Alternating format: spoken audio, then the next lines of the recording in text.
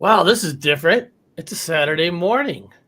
Wow. Oh, actually, morning for me, afternoon for Connor. It's 12 o'clock noon for him. It's 10 a.m. for me. I like it. I like it. Welcome, everybody. Today I got a few videos on the werewolf. Remember, people, there's a lot of folklore and different legend stories. So even though I'm playing a couple of videos of what they're saying, the origin story of the werewolf. There's so many different versions of a werewolf that can be called a werewolf. So there is no technically one direct place where this is where the werewolf started. But here's I have some videos of, not claims, but where they're saying the werewolf legend has started. There's a difference of when the legend has started than where the legend has began or where the stories begin, because every culture has a wolf-like creature. They just name it differently. I mean, half these cryptids that Connor and I have shown almost looks exactly the same as this country, that country. You could call them all werewolves or all whatever you want. But then, of course, I got a couple cryptid creatures I want to show people, and I got a couple UFOs and actually have a Mandela to show people. So it's not all about werewolves, but since the title is werewolf, we're going to start off as the werewolf. So technically this is going to be the paranormal section of the show. Werewolves are scary. That's paranormal. That'll scare the shit out of you, right? Walking down the street, a fucking werewolf comes out. I think you might shit your pants or pee your pants. So let's get this story started.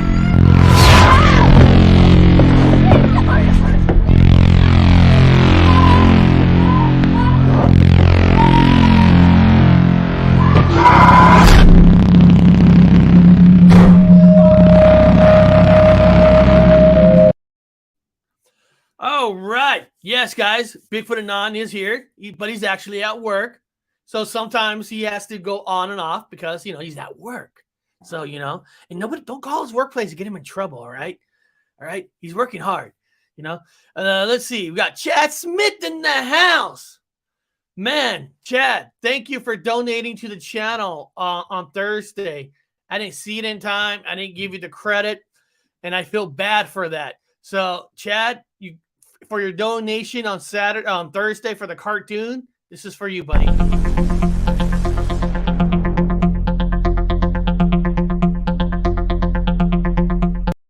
And I want to thank you because every little bit of a donation does help to get these cartoons created. Even though Chad knows he's in the next one. So technically he's tribute to an episode that he knows that he's in. And this time we might give him a few extra lines, And of course he knows that if he doesn't want to be killed off in the episode 4, if he could donate some more and he won't be killed off. But seriously, I missed his donation on Thursday. I saw Connor's and I felt bad because he actually donated 15 minutes before the show ended. I just, PayPal doesn't alert me on StreamYard. I actually have to do another tab to look at it, and I didn't catch it. So I know it's late, but thank you, Chad. That was very kind of you. Even though you're in the next one. So, guys, the first mythology of the origin of the werewolf is from the Greek mythology, where the werewolf was created by Zeus and Lycaon.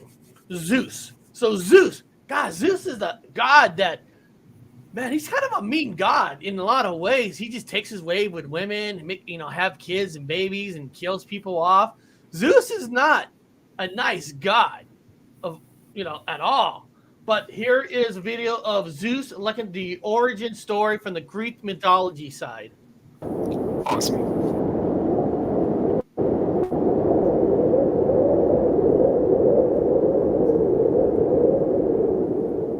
Lycaon was one of the earliest kings of Arcadia. This is a central region of the Peloponnese Peninsula. And in a distant past, Arcadia had been one of the most splendid places ever existed. During man's golden age, the wealth profusion that sprang up in these lands ensured happiness and peace. But the selfishness and greed of man put an end to this utopian kingdom. Man. The king Lycaon, who was one day seen as an uncivilized and cruel man, appeared to be determined to regain the prosperity of Arcadia's golden years. And so he was adored by his people. Lycaon knew that the task to restore Arcadia's glory would be impossible without the grace of the gods, and therefore he edified a great temple in honor of Zeus. The supreme god was pleased with this act and started to favor the king of Arcadia. Satisfied with the fruits of his labor, Lycaon became obsessed with pleasing the gods and ended up as a religious fanatic. In order to get more benedictions, the king started to conduct human sacrifices. However, this practice had already been condemned by the gods. Unaware foreigners who arrived in the region were captured and sacrificed, and this represented a great offense to the duty of hospitality, one of Zeus's requirements. To know what was going on in Arcadia, Zeus, properly disguised, decided to check if everything that people said was true. Right when he arrived, Zeus was taken to the palace where he would be delivered as a sacrifice. However, one of the king's assistants realized that the guest was extremely calm, and he warned his king. "My lord, there's something odd here. This man's calmness disturbs me. Perhaps Zeus is testing our hospitality as he did with Philemon and Baucis." "Soon we will find out about that." The king ordered a banquet in the honor of the guest, but the main dish would be the flesh of a slave. Lycaon and his sons feasted themselves with such meat, and being served with human flesh, Zeus became furious. "Damn fanatics, you misrepresented the worship of the gods in a rather heinous way. And for that sacrilege you will pay the price." Zeus had turned Lycaon into a half-man, half-wolf creature. The beast began to wander through the fields, feeding off livestock and terrorizing the people who lived in the region. And during the full moon nights, it was possible to hear the cries of the king, who had been turned into the creature that nowadays we know as a werewolf.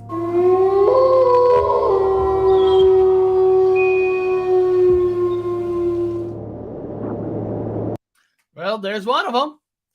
You know, you piss off Zeus, he's going to turn you into a monster. You guys remember the movie Clash of the Titans, the 1981 movie? Now, I'm not saying this guy was technically turned into a werewolf, but man, if you look at the picture, I mean, that's like a werewolf from Clash of the Titans. The guys got pissed at the guy and or I can't. God, I haven't seen Clash of Titans so long.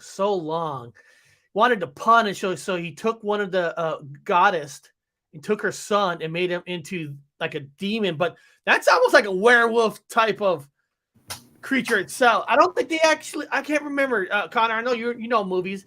In this 1981 one, did they actually say what he turned him into? It says right there that it's a goblin type creature, but definitely has a werewolf type vibe. Yes. I know they call it a goblin, but it's more like a werewolf than a goblin. Because I don't picture a goblin to look like that. Yeah, I think it's awesome. I wish we got to see some kind of transformation in the newer Clash for the Titans with the new, CGI and makeup. I feel like we could have got something groundbreaking, but hopefully in the future. But you got to beware of the one with the eyebrows that meet. That's what they say. Yeah. So I know that's not really a werewolf. And then, guys, I got this other video, and then we're going to talk about a few movies that have werewolves in it. And I know that's, I know Connor has. I have a few up here in tabs of some werewolf movies I'll show you, but I can't show you all of it. We'll be here all day. But this other one is called The Werewolf of Ansbach. Ansbach. So here's another version of a werewolf story. History is full of stories of man-eating beasts and shape-shifting killers. From the 14th to the 17th century, thousands of people were executed in Europe after being accused of being werewolves. And during that time, there were also plenty of stories of real wolf attacks that were attributed to the supernatural. While it's easy to write these stories off as incidents of mass hysteria, there are some cases that deserve a more in-depth look. One story from 1685 tells of a town terrorized by a vicious werewolf with a surprising identity.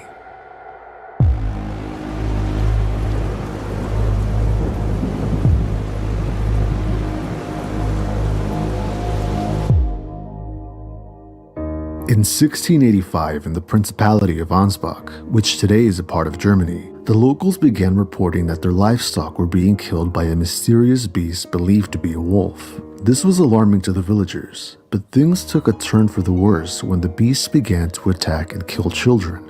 This wasn't as unusual as it would seem today, since back then, wolf attacks were a very real and very common concern for people. But what made this particular case strange was the rumors that began to circulate as to the identity of the wolf. You see, the attacks began not too long after the death of a very cruel chief magistrate of Ansbach had passed away, and it was rumored that the wolf was actually a werewolf, possessed by the spirit of the magistrate that was intent on taking revenge on the town. In this flyer from the time, you can see the magistrate in the form of a wolf wrapped in white linen, returning to his old home in order to scare the new residents. Eventually, a wolf hunting mob was formed and they pursued the wolf for days. It proved to be a difficult hunt until the hunters prepared a trap. They placed raw meat and a live rooster at the bottom of a well and then covered the entrance with straw and branches. The wolf fell into the hole and was immediately killed. The dead wolf was paraded through the streets, and at some point the hunters skinned the wolf, cut off its muzzle, dressed it in human clothing, and placed a mask on its head that resembled the dead magistrate, complete with a fake beard. They then hanged the wolf from a gibbet, which was a common punishment for human criminals that was used as a way to deter future wrongdoers. The town could now sleep easily, knowing that the werewolf was no more and that the spirit of the cruel magistrate would never haunt them again. Reading about this case, I can't help but wonder if many people actually thought the possessed werewolf was real, or if it was actually just political propaganda. Was the werewolf a result of superstitious hysteria, or was the hunting and hanging of the wolf a symbolic assassination of their deceased and hated leader? Or was it both?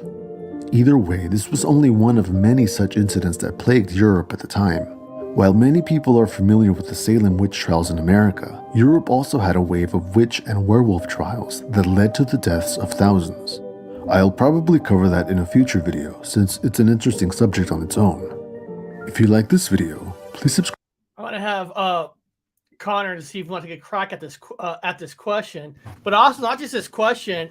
Rick and Havik was also on Unidentified S4 channel in the week, and he's actually coming on with me on Monday to look up some videos and stuff. But his question is, so are werewolves humans that turns into them, or is werewolf its own being? That's a damn good question, because I guess it depends on what folklore story that you follow, right? I mean, Exactly. Skinwalkers, Native Americans that turn into wolves, you know? I mean, there's so many different stories. I guess there's no one true answer. Yeah, there's definitely a variety of origin stories. There is high-level Satanists that they say once they reach a certain level that they can transform into vampires or werewolves. Then there's people that have been bitten or cursed, so they start off as humans and then they turn into the beast. But there's definitely these giant, huge black canines and dogmen and rougarou and lycanthrope and werewolves and wolfmen. So there's so many different variants that I think some of them are just natural animals or beings here. But then I think some others go through a transformation. And our electrons and in our being, ourself, we can become particle form that is solid, and we can turn into wave form. So I think we are malleable as a whole, as a body. So yeah, I think we can definitely shapeshift into something. But yeah, that's the question of conundrums for wreaking havoc. Yeah.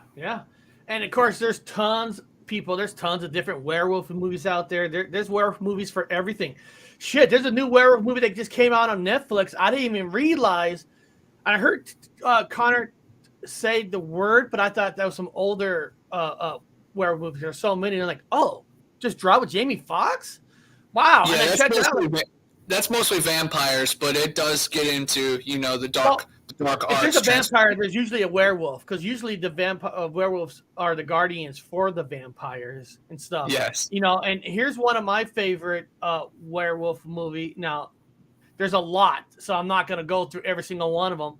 But one of my ultimate favorite is actually, of course, the one of only American Werewolf of London. I just felt when I saw that movie, it had all the elements of the simple werewolf story, right? Getting bitten, They shoot him, so that werewolf dies, but his blood transfers into him, so he becomes the werewolf. And he has that cool werewolf folklore story of whoever he kills walks the earth as the undead, and they cannot go in peace until the werewolf who kills them dies. So the werewolf movie covers a lot of elements of the folklore, and of course the transformation in 1981. The transformation was unreal.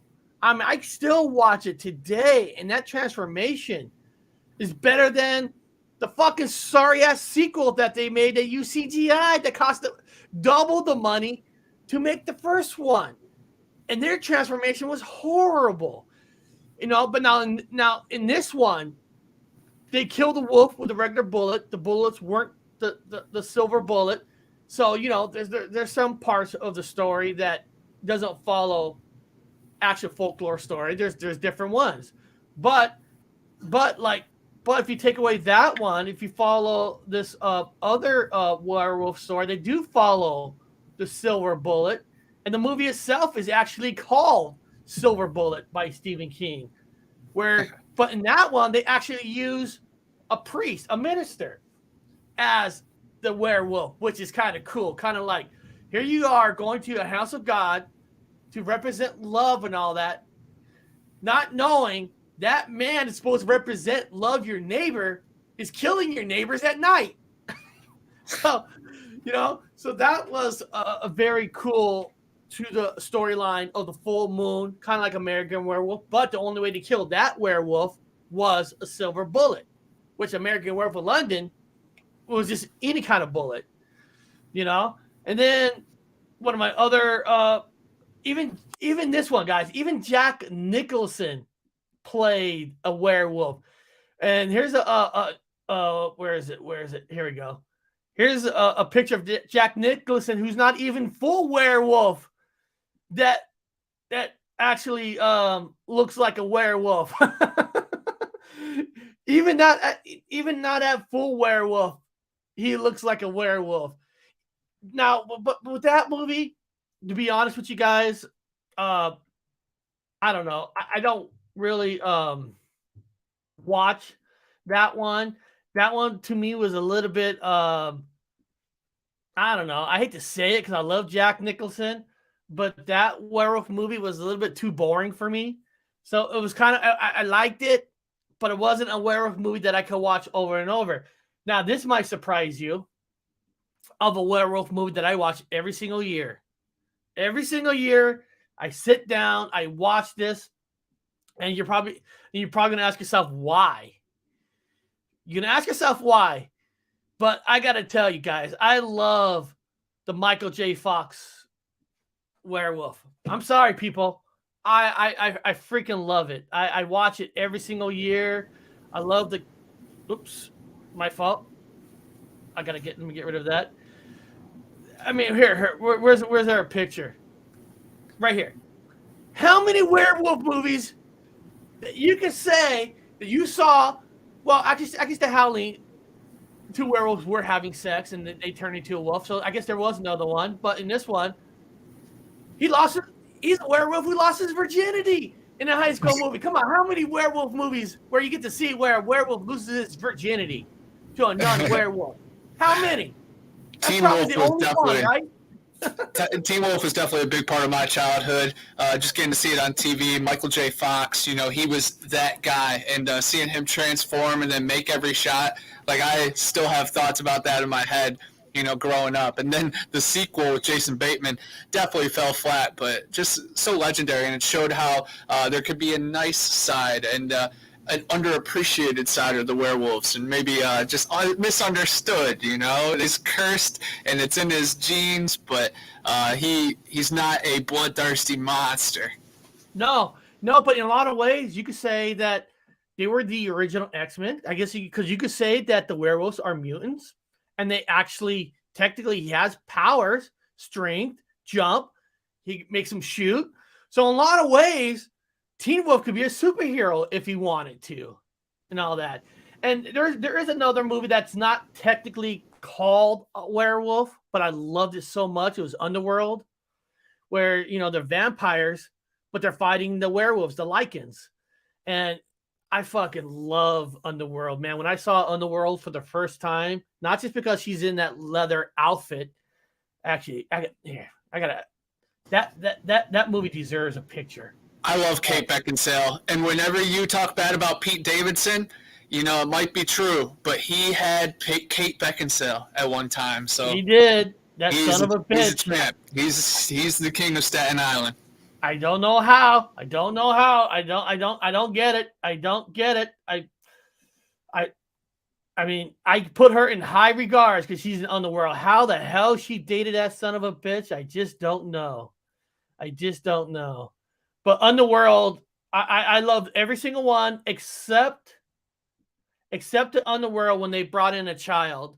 And a lot of times when they bring in that they had a kid and stuff, like TV shows, it's because the popularity has dropped. And they think by bringing in a kid, they raised it.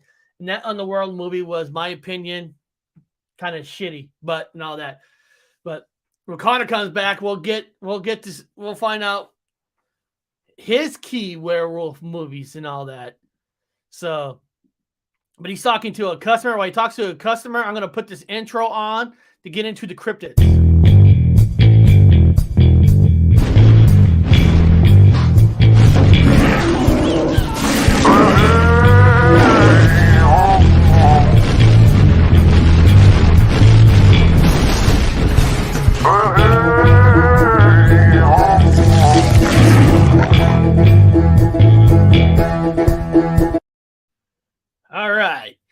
All right, guys. So here's a cryptid. God, guys, I don't know if I want to attempt to pronounce this cryptid. The Scandinavian mysterious Myling Striga. I don't know. I said it's stupid, but who cares? Who gives a shit, right? We're all friends here. We're all fantastic people in the community. Here we go. Hello and welcome to Scandinavian Mysteries. On this channel, we will dive in from stories, both from the past and the present. Viewer discretion is advised. The Myling. The Myling is an incarnation of the souls of children that has been forced to roam this earth until they can persuade someone to bury them properly. The Myling comes into existence when a child is unwanted and therefore killed by its mother. It can be heard singing in the night, thereby revealing the mother's crime. Ways to help the Myling is to give it a name or to find its corpse and to bury it in holy soil. The Myling, also known as utbud in Norwegian or intreko in Finnish, is said to chase lone wanderers at night and jump on their backs, demanding to be carried to the graveyard so they can rest in hollow ground. Mylings are thought to be enormous and apparently grow heavier as they are near a graveyard, to the point where a person is carrying one could sink into the soil. If one should prove unable to make it to the cemetery, the Myling kills its victim in a rage. The word Myling comes from the word murder in Old Swedish. The word can be traced back to the 1600s, where it was common for children born out of wedlock or the parents who lacked the means to care for them often left the children in the woods or in other remote places where death is almost certain to befall them. From the perspective of certain Christian denominations, the babies were thus denied baptism, acceptance into the church, and a proper burial. Myling is also known as the Striga, and is mostly recognized today for its portrayal in the Netflix series The Witcher, where its main character, Geralt, is forced to fight and finally free the fearsome creature. The series borrows from the folklore in the sense that the Striga is an unwanted child that is not baptized or properly buried. But after that, the similarities stop. In The Witcher, the Striga is a cursed unborn child that has taken the form of a vicious monster, killing everything in its way. And it's up to the main protagonist to free the monster from the curse.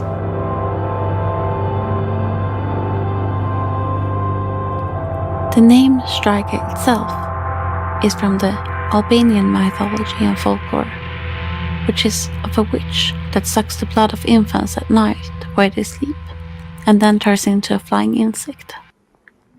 The Striga often lives in the woods, and is referred to as a witch with a disfigured old face.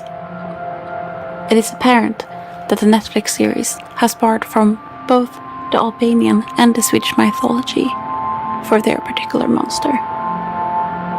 It is difficult to find the exact source or where the name Myling came from originally.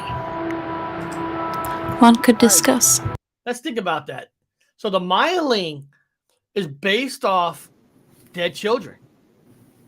And it's like it continues because it looks for the children that technically are abandoned or like shot out from the church, like just leftovers, not love, not anything. And it's almost like, in a weird way, Connor, this might sound weird, like they seem evil to killing the other children, but it's almost like since these kids were unloved, it's taking them home. I mean, it's kind of crazy to think that, but it almost sounds like this creature is taking these kids that are not wanted home with them through death. It's weird. I don't know. What do you think, Connor? Is that a weird story? Yeah, it's definitely spooky. It kind of reminds me of the river baby story that Mitch was talking about in Matt's documentary last night, about how this woman took her baby to the Chipola River here in town and discarded of it. And then there's cries and yelling and like specters, but then there's also a branch of the story that it turned into like a mutant. And when I had always heard that story, I just pictured a little baby mutant. But that one just showed me, this thing turned into a giant monster, something that could take out Gerald in The Witcher. So I definitely got to watch season 2, that's for sure. But very, very cool story and how it crosses over with the transformation. Again, particle and waveform. It's in our ability that we can transform. 100%. And guys, since we're on the cryptid side, I do want to show you guys this screen. I got another video for cryptid, but I want to show you guys what was released yesterday. Yesterday, a cool documentary came out called the Panhandler Monsters Cryptid Documentary. And I'm going to put the link right here in the chat, and of course that's Matt, the mastermind behind this project, which starred Donnie Miller, Connor Flynn, and I'll play a couple minutes just here and there so you guys can kind of get a flavor who hasn't seen it. But most of you here, I know, have seen it, but if you haven't, click the link, put the like, and check it out. Oh, no volume. Hardly anybody talks about those things, and Connor's out there in the streets asking people every single day if they've had encounters, and I feel blessed that he's been able to share some of that stuff with you guys for you to be able to see firsthand.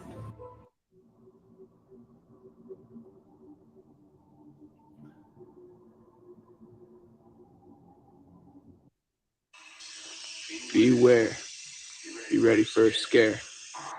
Right here is the Henson House, Mariana's own haunted bed and breakfast. But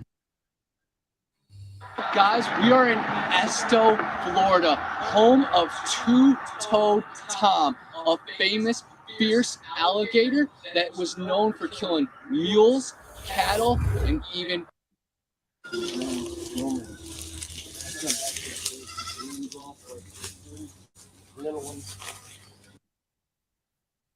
It was like a void between the toe pad or the I don't know what that part of the foot is behind the toes. Between that section and the heel, there was a gap with nothing, and then it was just a round. Okay. And I don't want to play too much because I want you guys to go over there and watch the whole thing. It's only 48 minutes. A lot of great story about the panhandler, and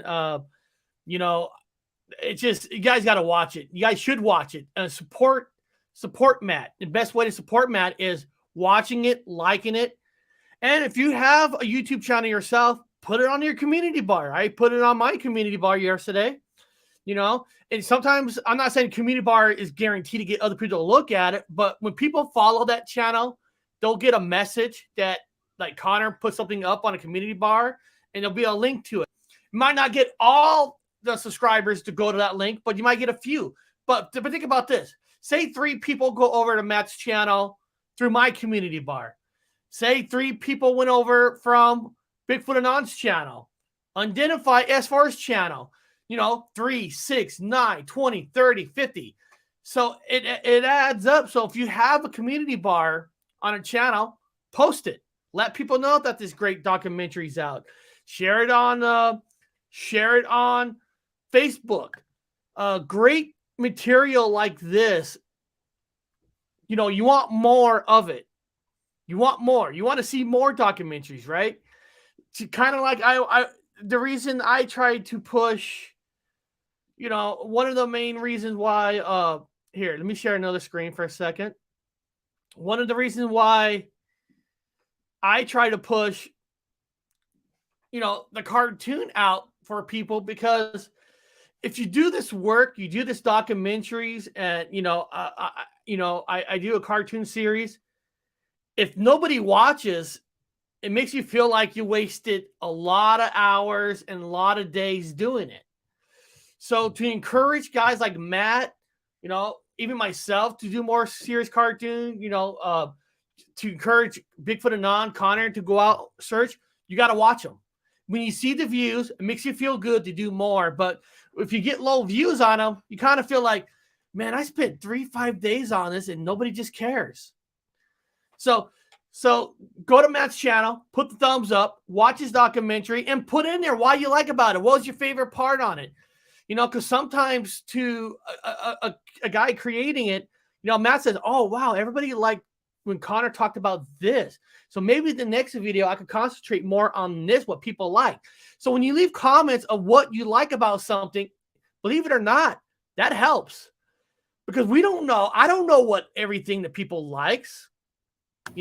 Some people might say, hey, Eric, I don't really like Connor's remarks of the unicorn, which that's false. Everybody loves it. Then you want more of it or less of it. Comments are great for that. It's a good source of information for us to find out what you like about certain things, what you don't like. And I'm not saying we're going to take everything out based on people's comments, but you can help kind of mold to see what people like and the flavor. So share stuff out. Connor, what was your experience on doing that with Matt? Was it pretty cool? Was it fun? Yeah, it was awesome. We set out to make one documentary called From Fear to Understanding, and then we got so much footage and had so much happen that's why we made the spin-off one called Panhandle Monsters. And the premiere went great yesterday. We had like 55 people in there at one point. Yes. So very, very cool. But the journey is just beginning. We have to now, we have a project and a product to push out. Hopefully Matt, pops in these shows and starts spreading the word. So yeah, I think all in due time. But yeah, it's a really cool project. You get to talk about demon gators, dogmen, Bigfoot. Donnie Miller had a lot of good information. Matt's voiceover was incredible. The editing was really cool. All the extra footage was incredible. A lot of my side quests that I sent to Matt that I've been dying to release. Now I can finally put them on my TikTok and my YouTube. So it was just a really cool time, and ready to get the ball rolling even more.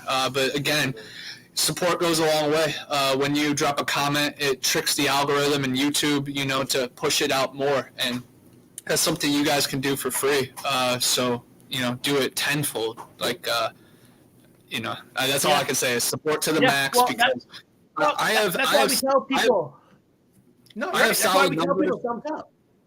I have solid numbers on all my platforms, but I still feel like it's underwhelming. So people that do less numbers, my heart goes to them because, you know, it's dark out here. It's backwards. There's not much love and support, but there is good people. There's good family. But I feel like, you know, you search, and the work we should be doing should be going to tens of thousands of people, not dozens, you know. So all we can do is put our head down, work hard, and hope for the best. But that's us as creators. Hopefully the community can lift us up a little bit too. I try my best as a community member.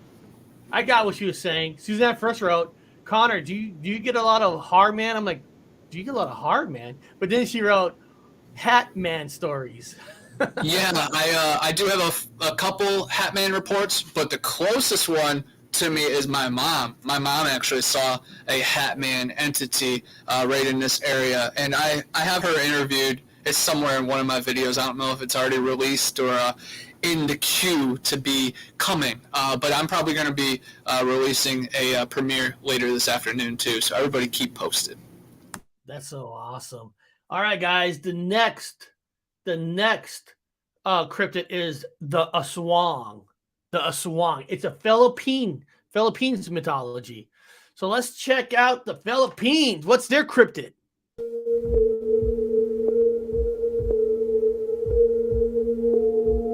Hello and welcome back everyone. Today we're looking at the Aswang, the evil mythical creatures originating from the folklore of the Philippines. The Aswang is one of the most feared and terrifying creatures from the Philippines. It is said that the monster resembles the werewolves and vampires from Western culture. The Aswang's physical appearance varies a lot. That is due to the different descriptions of the creature given by people who claim that they saw the monster. However, several common attributes stand out among all the other given descriptions. Usually, the creature looks like an ordinary woman during the day, but at night, it may appear as an animal, usually a bird or a pig, or a dog. Most of the time, they are shown with long proboscises sticking out of their mouth, which they use to suck out the heart of children that are still in their mother's womb. No matter what animal form they took during the night, the Aswang always differed and looked more distorted and evil. They are known to be extremely thin and are often described walking with their feet backward. The origins of these terrible creatures are said to go back to at least the 16th century, when Spanish explorers created the first written record of the Aswang. They notably noted that for the native locals, the Aswang was the most feared monster out of all the other creatures from the folklore of the Philippines. The attributed name Aswang is said to be derived from the Sanskrit word asura, which means demon. One of the reasons why the Aswang is among the most feared creatures in the Philippines is due to its shape-shifting abilities. During the day, they look and act like normal people, and so they blend easily with their prey and wait until nighttime to strike. The creature is also very tricky. One of its hunting tactics is to lower the sound it makes as it approaches its prey. This led the victim to think that the creature was going away, and thus gave them a false sense of security. The good thing is, the Aswang also had a lot of weaknesses. They are repelled by garlic, just like vampires, as well as the religious artifacts and salt. They could be killed if they were struck by a whip made from a stingray's tail. The myth of the Aswang is still very popular nowadays. Everyone in the Philippines is taught at a young age of the existence of the evil creature. The Aswang also made an appearance in several movies, such as the 2009 horror movie Surviving Evil and the 1994 Filipino movie Aswang. There's even a festival revolving around the Aswang, where people disguise themselves as the creature and parade the streets. That's all for today's video. Thank you everyone for All right, guys, what do you guys think of the Aswang? My God, it's like a mix of a vampire and werewolf, like they said in it. But it has the folklore story of the vampire about what could kill it. Garlic, could hurt it, crosses. I mean, it's damn. And that tongue. And then Hobbs wrote, I wonder if the liquor from Resident Evil is based on his cryptids. You never know, writers get their inspiration from a lot of places. So, I mean, you never know. You never know where inspirations come from. I want to show you something where I had inspiration on something. Like, hold on a second. Let me play this one scene. Hey, oof, you guys smell that? Yeah, it's graboids from Tremors. We need to call Werewolf for help. We need Valentine the King. Whoa, you. Okay, so you guys see the worm. Now you're probably thinking that I'm gonna write something in a second. Sorry, hold on. Image. I'm trying to get I'm trying to find another image. Oh, here it is. I found it. So a lot of you probably think that worm idea came from the movie Tremors, but it actually didn't. I was inspired by that worm from this movie, and I'll show you the image. Because I'll show you the image from right here. Empire Strikes Back. That's where I had the idea for the worm, because Empire Strikes Back, when Han Solo was flying through the meteor field, whatever, and one of the meteors, they saw a hole. They actually went into the mouth of the worm. So there was a worm in space. So when somebody says, Eric, a worm can't breathe on the moon, well, that worm didn't breathe. That was in space. Who knows? So inspiration comes from anywhere. So Resident Evil could have got that idea from the Aswang cryptid. A lot of ideas come from other things around us, but that's a scary ass fucking cryptid. I mean, Connor, have you heard of that cryptid before? I don't think directly. I've definitely heard like cousin cryptids, weird descendants. Like the Stakini is a owl vampire transformation that's actually in the Ocala National Forest here in Florida. But no, the Aswang is pretty new to me, so I'm pretty excited just because anything that can go from point A to point B and be something new is something new to me, man, because I'm all about that malleable form. Yeah, and guys, if you look, I know it's hard to compare stuff, but if you look at this at the teeth of this worm, and then you go to the Star Wars, you will see that the teeth almost lines up.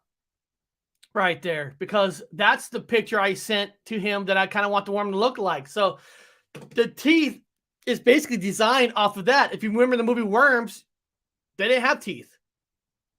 Worms, it was just, I don't know, they just swallow you and they kill you from the inside. I like that because the worm was in Star Wars Pod Racer, the N64 game growing up. That worm always had something to do with me getting to the finish line. So again, he showed up on the moon, but we knew what to do. We just, brought in our Valentine McKee information, and luckily Gambino came down from the clouds, and Orko saved us. Yeah, because otherwise you would have been dead. But beyond that, guys, let's look at some real UFOs.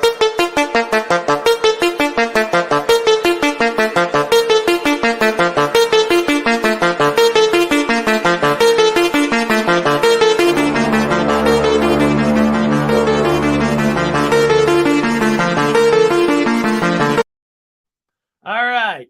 Now, if the title of this is called Real UFO with Aliens on Camera, it's got to be real, right? I mean, it says real. Social media doesn't lie. TV doesn't lie. YouTube does not. If it says real, it's real. So I want you guys to take a look at this and tell me if it's not real.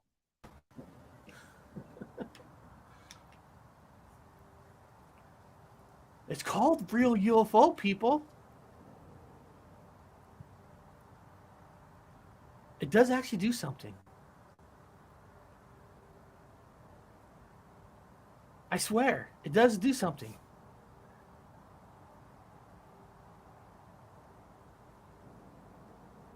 I think it does. I know it does. I didn't realize how long it takes to do something. Here, I'll speed it up a little bit. It's charging up.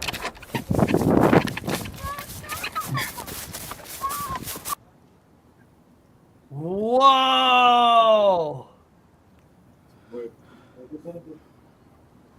Wow! Aliens! aliens too. Yeah. Connor, the title says real UFO with aliens. I mean, gotta be real, right? It definitely looks interesting, and if there was footage out there of a parked spaceship and aliens outside, and then it charging up, it would appear something like this. So you can't just toss it out right away because it's so extraordinary. But it did seem a little silly off the launch. But I thought it was really interesting how it cut from right here to one in the air. But yeah, if I had a gun up against my head, I'd probably say it was fake. But it's very interesting. The way they launched it, if it's created by man, they should have launched it a little bit better, because the way they launched it, like it was just sitting there and then it goes straight up. Let's see if I got it right at the right moment. Here we go. Hear it. Hear it. And then they start running. Because I don't know. I don't know, guys. First of all, I don't know if I'd be running if I'm seeing it leave, right? I mean, if it was landing, I think that's where you probably be running, right? Not when it's leaving, because you're like, oh, it's gonna leave. So, and also, why is this footage here at the end? So, did they see it take off and it landed? And then the aliens come back out. But I love it. I love it. I really do. I love it. I'm still telling you. Hold on. That looks more real than some of these UFO movies that I've watched on TV, in the movies. So whoever did this, they did better job than some of the shit that I've seen on TV. I see some bad CGI. And I'm sure if this is created by man, they didn't put high CGI in it, but that looks more real than you see on half the shit you see on TV. So I'm going to give these people every credit in the world. But hey, you never know, right? What if we all think it's fake and actually technically it's considered the real deal? Well, I got another one that's called Alien Filmed in America. So I guess it's got to be real, right? It's covered by the news.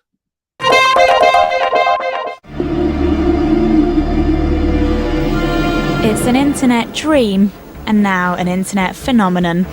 American Jeff Peckman says he's filmed an alien visiting Earth. He's hoping his film will bolster his case for greater scrutiny of UFOs and training for police and firefighters on how to deal with our planet's extraterrestrial guests. He's proposing that $75,000 a year are spent on the plans, and he says that since videos about his film have appeared all over the internet, he's now confident he can secure 4,000 signatures on a petition to get his proposals on the ballot paper in a vote in Denver in November. Several internet spoofs of his film and ideas have now appeared.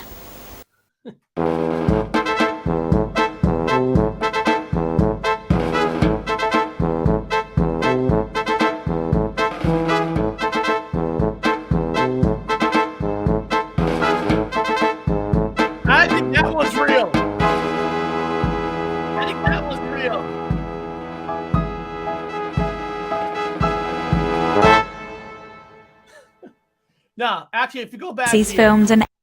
If you go back here and look at that, sounds like Alien Girl in the chat knows more about this footage. Of course, I know about it because she wrote, "I love that footage. It's one of my favorites." So, if I may ask, Alien Girl, in your opinion, I mean, of course, we never know at 100%. There's no way to know unless you're there. Do you feel that might be the real shot?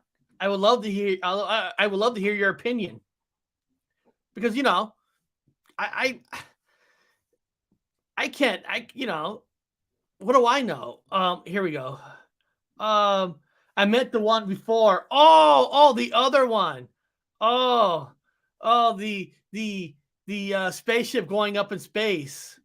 Okay. Hey, you gotta love people's work, right? I love when people do stuff like that, because it's better than most CGI that you see out there. You know, and even though this might be a joke, maybe that's real. I just love the music, right?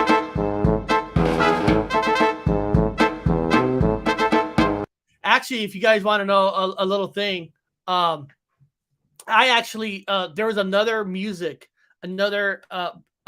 with that scene. I took it out and I put another music on it that's considered free to use. You know, I don't want to be copyrighted and get the video taken down just for a song, because songs have the most copyright. So I actually replaced it with this song, and I thought this song that I gave it a little bit more spice. Oh, I don't even hear it. Oh, no, I want to hear it. Now, wouldn't that be scary, although? If you went to your window and somehow magically this music just appears and that alien's dancing around your window, what the hell would you think? You know, I mean, what would you think? An alien. Remember the movie? One of my favorite alien movies. I love the movie Paul. If you guys haven't seen the movie Paul, I love Paul. Seth Rogen plays Paul, the alien, and he's kind of a raunchy modern day alien that talks like all of us. Who knows? They're just not, you know, they're friends, you know? You never know. You never know. But guys, we're going into a Mandela effect today. A video that's from my good friend named Hazel Fever that has a fantastic channel. So let's get into a little Mandela effect today. Obi-Wan never told you what happened to your father. He told me enough. He told me you killed him. I am your father.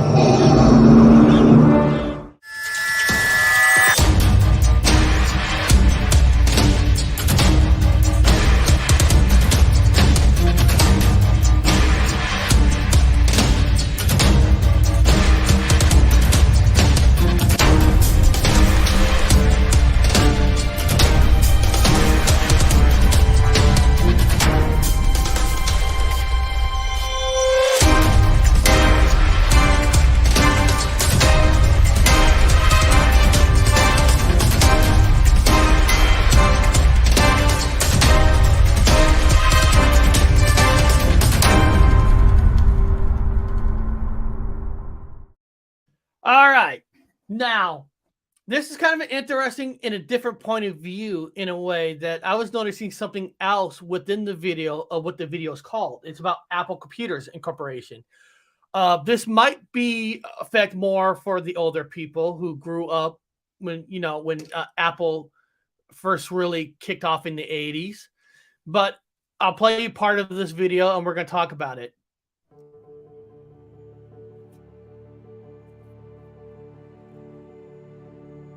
So check this out. I just made my video called Forrest Gump Good, One Less Thing, Mandela Effect.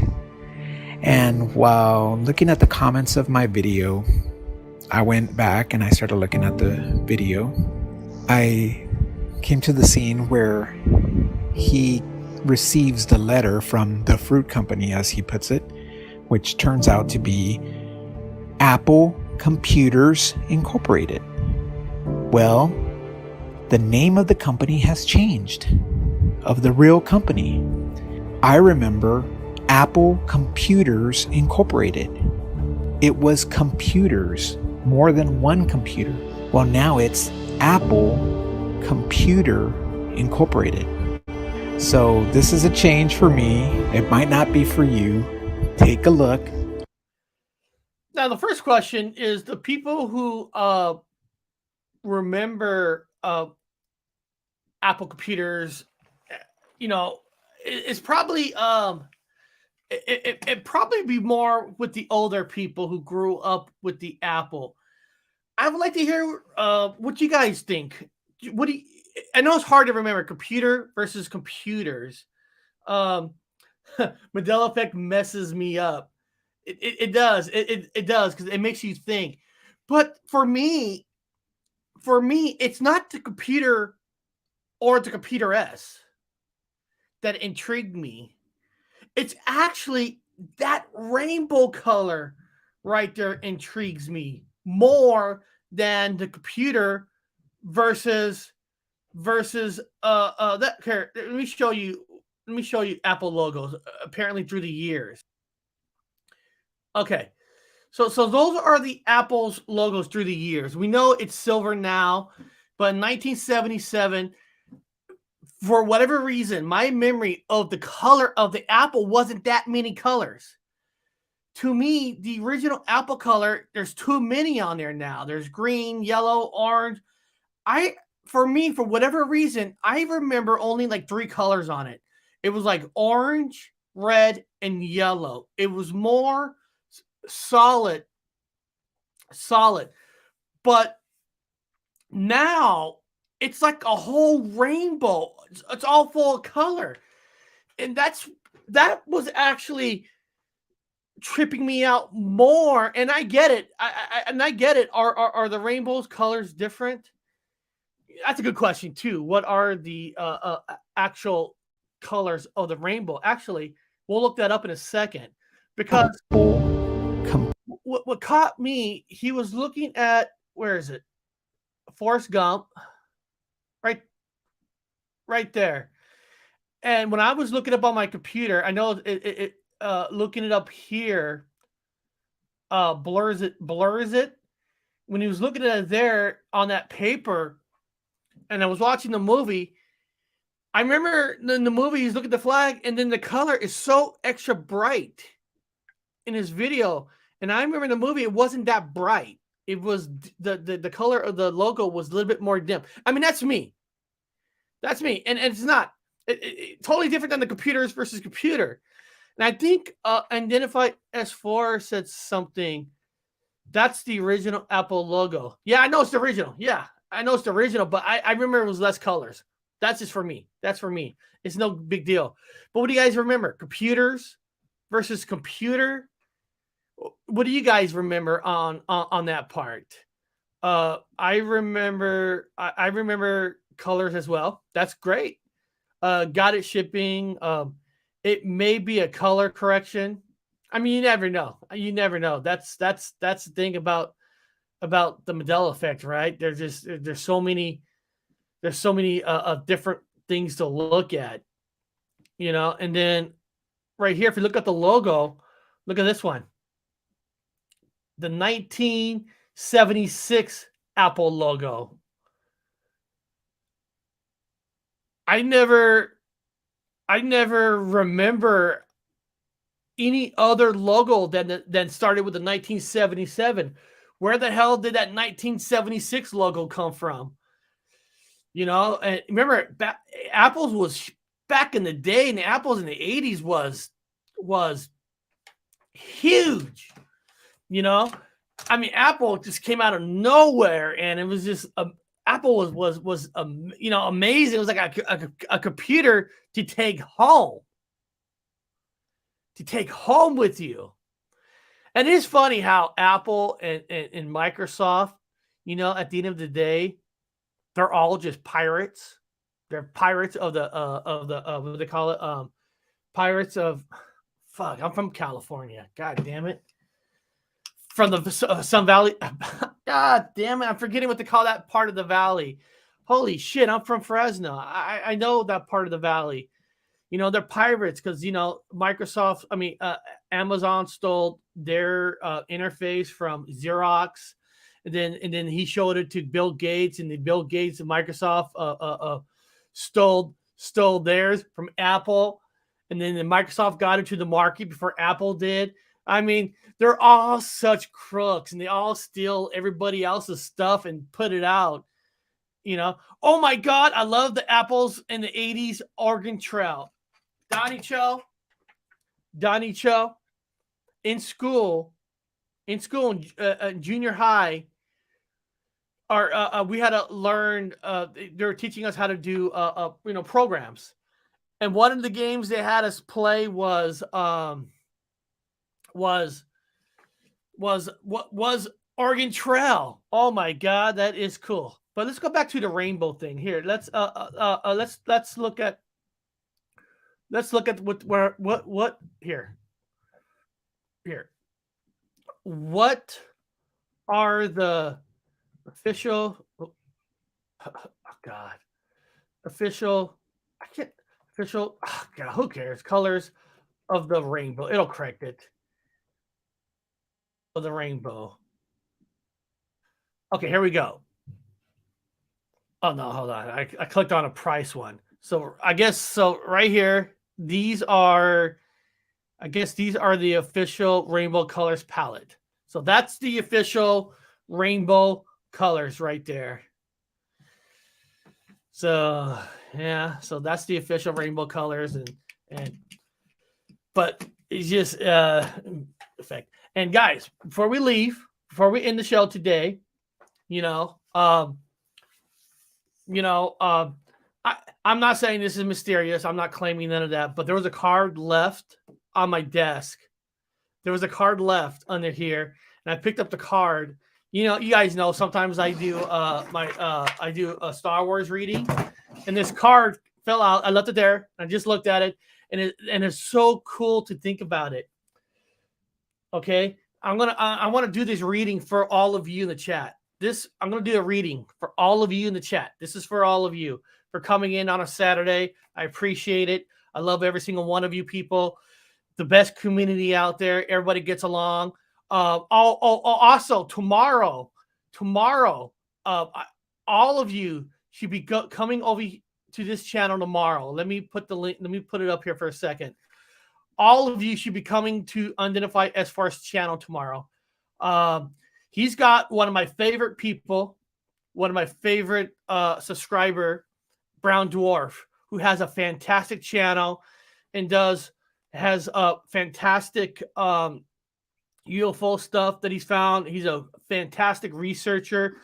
You guys ain't gonna find almost a better person. You're all great people, but Brown Dwarf is just an awesome person. And he was on Unidentified for a little bit on his previous show, but this show tomorrow is called Brown Dwarf joins us to discuss Bigfoot. But the best thing about Brown Dwarf is just not the Bigfoot.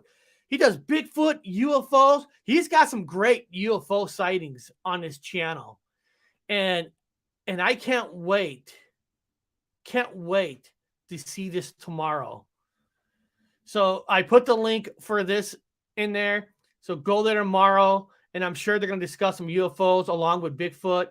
Brown Dwarf, I don't know if he's still in the chat, but if he's in the chat, check out Brown Dwarf's channel too. And if somebody in the chat could put Brown Dwarf's link into the into the chat, that'd be awesome.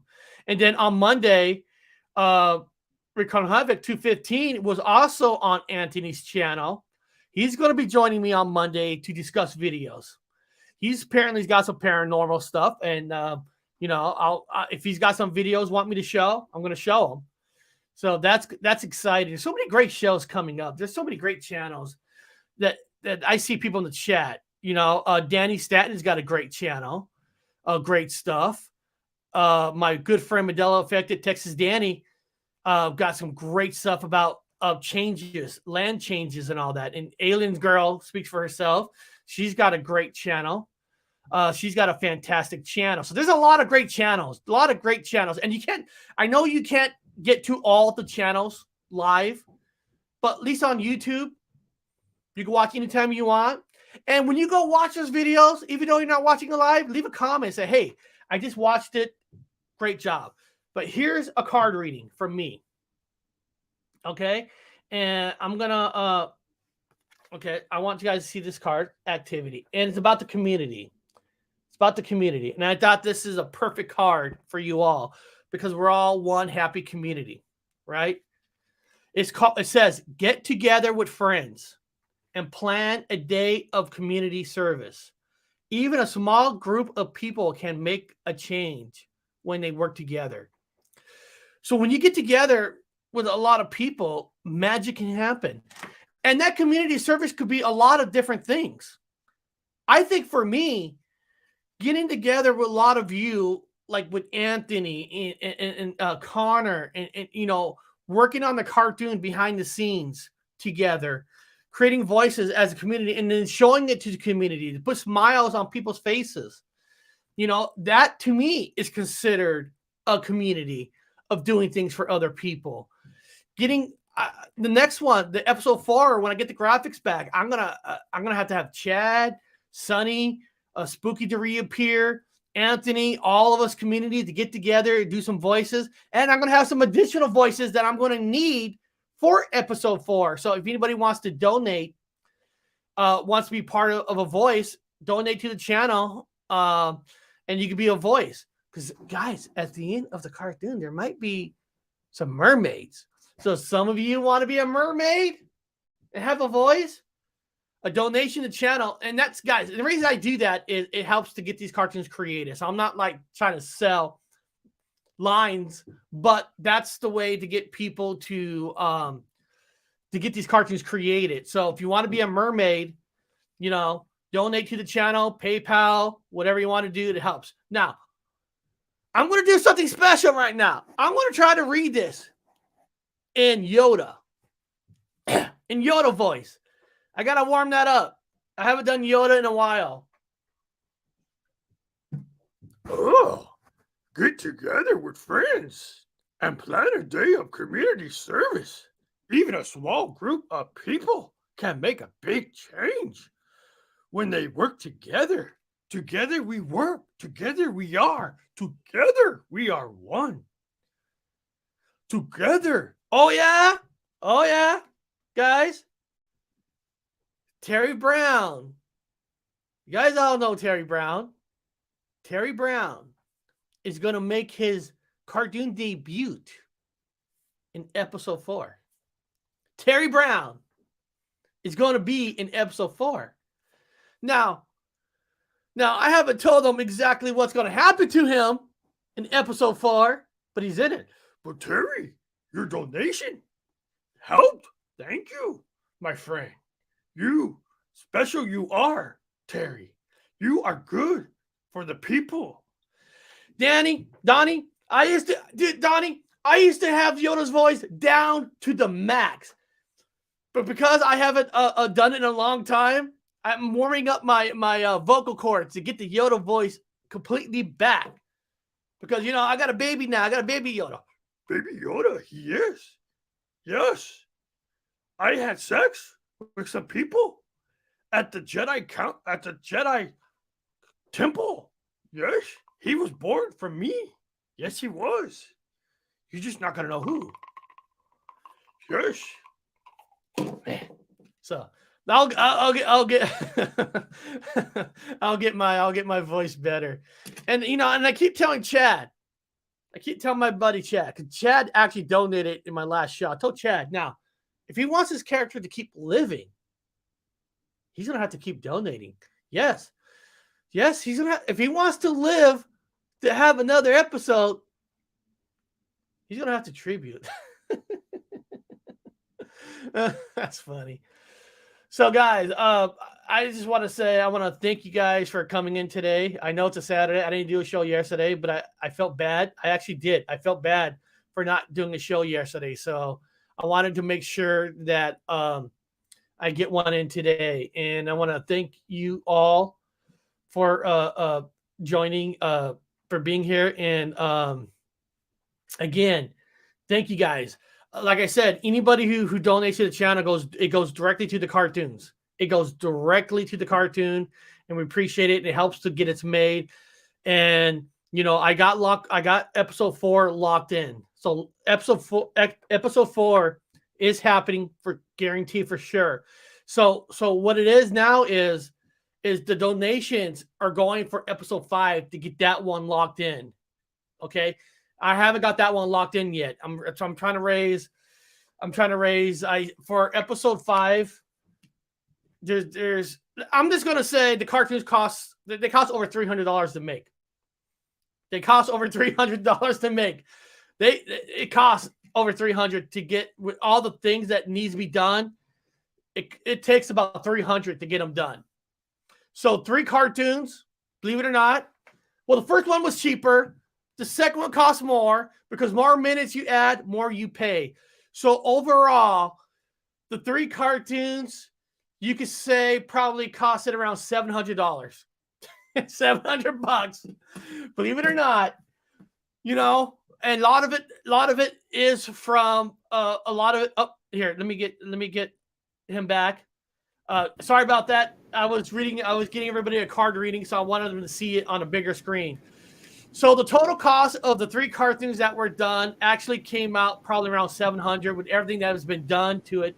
So when you tribute, it does go in, and each time I do another cartoon, every time you want to push the element, prices go up. It's just the way it is. But they're fun. But like I said, episode 4 is locked in, is being made. I even gave Connor the date that I'm supposed to get it back, and believe it or not, it's kind of magical. You know why it's magical? The cartoon's getting done around Connor's birthday. So it's like a magical connection. So now when you see episode 4, you're going to want to see episode 5. So donations now are going towards to lock in episode 5. So I just want people to know that. And there are still parts to be done for 4 and 5. So any major donations, like $50 will get you a line. And if you want to be a major character, that's actually $100. But don't somebody want to be a mermaid leader? I don't know. I would. But that's the cost to get these cartoons to be made. So I appreciate it. Like I said, later today. But Connor, do you actually have the link up yet for your premiere? So you're still working on that. Okay. So Connor, I'm trying to catch a breath, you know? I know. It's hard. It's hard. Listen, I didn't get the link up for that cartoon the day of. I mean, and it is. And then S4 is coming out tomorrow with Brown Dwarf. You got to check that out. You got to be there. Yeah, and then, I'm going to be on Mind Forked with Akashi Chris right before that, too. So I'm super excited. But I'm going kayaking in the morning and going fishing. So hopefully I survive my journey. Then it's going to be screen time. But I'm super pumped. It's going to be called the Bigfoot Blitz. Me and Akashi Chris, and then Unidentified S4 and Brown Dwarf. So that's a good back-to-back special. Mm-hmm. That is an awesome special. And then coming up pretty soon, in a couple of weeks, you're going to be on Space Out Radio. Yeah, I'm super excited about that. Definitely going to be talking about the documentary and then the movies we're going to be making this summer. I'm super pumped. Mitch actually had his table read yesterday for that feature horror film, and hopefully I'm going to have a small extra part. Maybe I'll make such an impact with the director that he'll give me speaking lines or something else. Maybe he'll kill me off camera or something cool. And in a couple of weeks, I'm going to be on the Notem Boss's channel. I'm going to be one-on-one with Notem Boss. You know, that's going to be fun because, you know, we're about the same age and stuff. So I know we're going to have a lot of history on our side. Yeah, Marty is good people. And just the whole platform with her and Supernatural Spectrum, they're definitely making ground in this community. And here's a message for Connor. Check for Bigfoot when fishing. Oh, yeah, we will be. We're fishing at Ocheesee Pond, where the wild man was captured in 1874. So, yes, Bigfoot and a skunk ape is the whole point of the fishing trip. And beyond that, guys, I want everybody to have a great, fun weekend. I'll be back Monday. You know, like Connor, you know, if he could jump on, he'll jump on. And then we're going to have the other guest, Recon. I can't, God damn it. I'm sorry. I can't remember the whole name, but they're going to be a guest with me on Monday. But beyond that, guys, you guys have a great weekend. And always keep looking up and always keep your ears open because you never know what's out there because they're out there, especially when you're on the Paranormal